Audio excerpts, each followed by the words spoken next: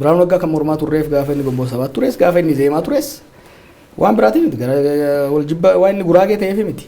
Ilaalchi kun biyya kanaaf hin ta'u. Biyya kanaaf kan ta'uu danda'u paartii bilisignaa jechuun paartii ilaalcha Mangistuu Hayilamaariyaam deemsisaa turedha. Kan Akiliiluu Habtewaldifaa gochaa turanidha. Nothing new. Biyya kanatti dibeetii lamatti ture. Ilaalchi tokko biyya kanatti biyyi kun wal lola sabootaa fi cunqursaa sabaatiin waan jaaramte as geesseef rakkoon maddi rakkoo biyya kana cunqursaa sabaati. Kanaaf saboonni hiree ofii murteeffatanii ofiin of bulchaa qeefii irratti ofiin of bulchaa biyya waliin bulchuu qaban kan jedhu tokko. Gara kaaniin biyya kanatti rakkoon jiru sabni baay'achuudha.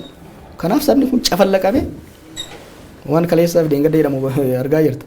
Sabni kun cafallaqame eenyummaa waloo tokko. Eenyummaa Itoophiyaa jedhamu kan afaan tokko qabu eenyummaa tokko qabu jalatti centralize bifa ta'een buluu qaba kan jedhudha.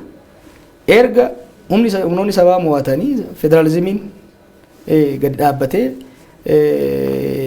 jedhee booda rakkoon biyya kanaa federaalizimiin saba irratti ta'udha. Kanaaf federaalizimiin sabaa diigamee ji'oogiraafik ta'uu qabaadha.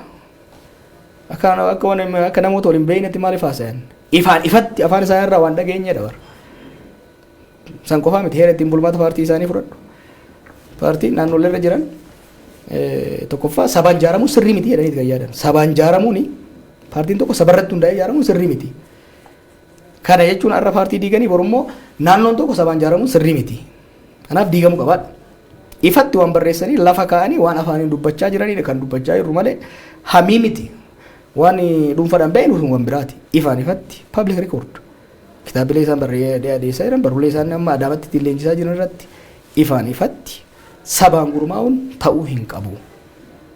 Sabaan gurmaa'uun qabu wanni saba jedhamu diigamee namni akka dhuunfaatti akka qeenxeetitti ijaaramee deemuu qaba kan jedhudha kan deeman. Kan ammoo biyya kanaafis furmaata qabu Oromoo suuf duuba deemsa malee deemsa jennee yaanu.